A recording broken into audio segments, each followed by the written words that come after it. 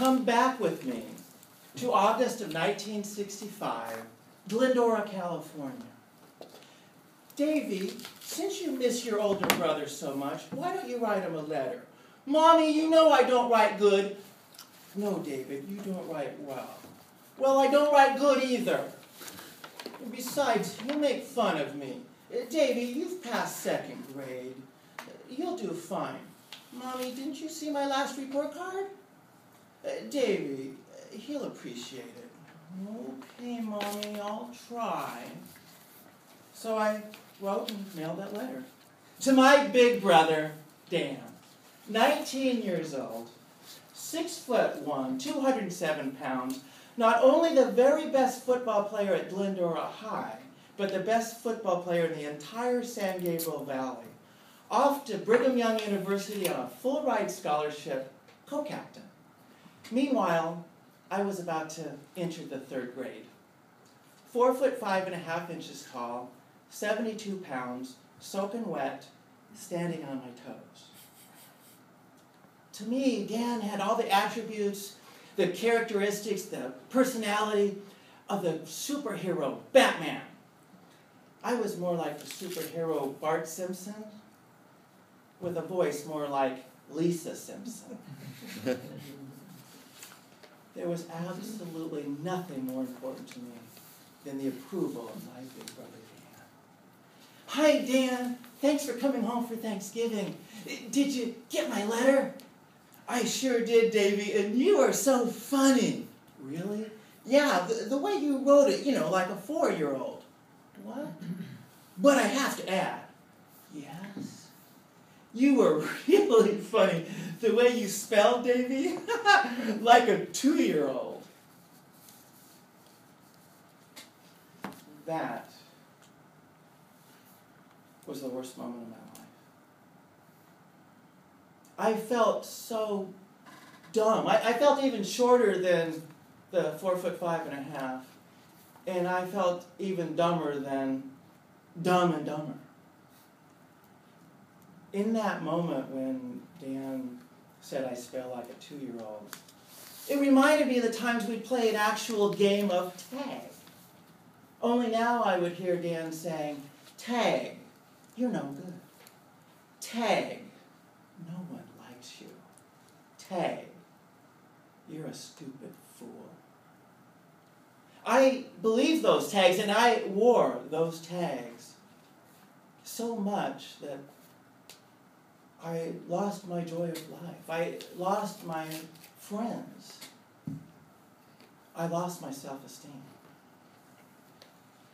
My self-esteem was so low that even just to ask a question to anybody was like Profiles in Courage or Mission Impossible.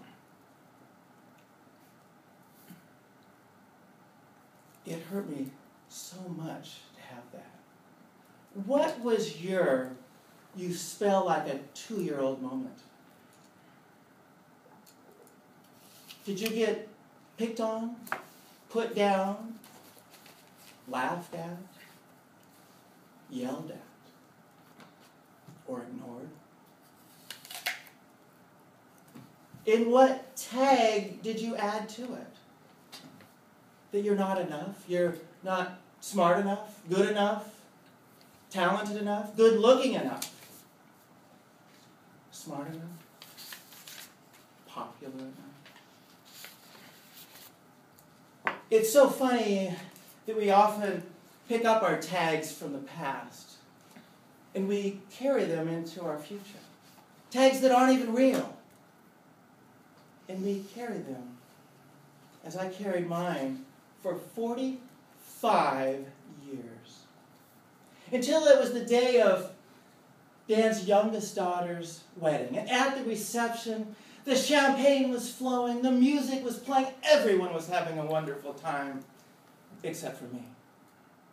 Mom noticed and she tapped me on the shoulder. "David, what's the matter?" "Mom, I just can't help but think of the time that I wrote that letter and Dan laughing at me. How it made me feel like a stupid fool.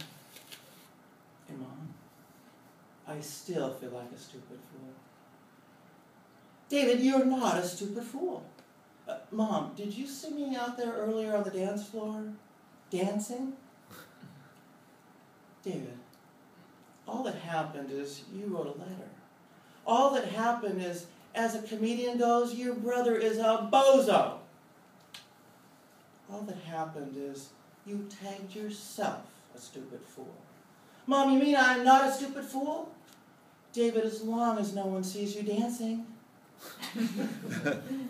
In David, think of the words of Eleanor Roosevelt. Paraphrase, you can never be a stupid fool without your own permission.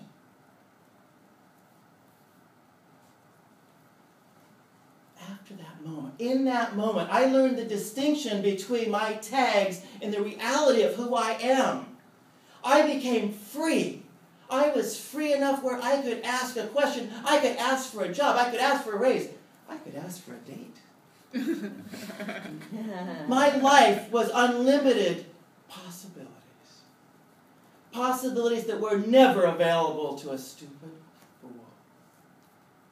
Would you like to learn the distinction between your tags and the reality of the magnificence of who you are?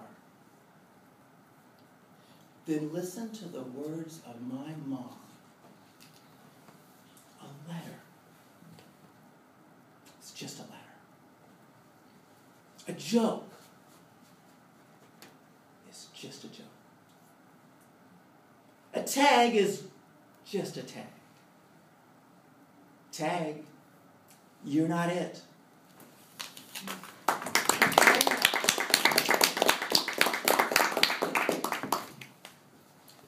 Now, if I could do that tonight.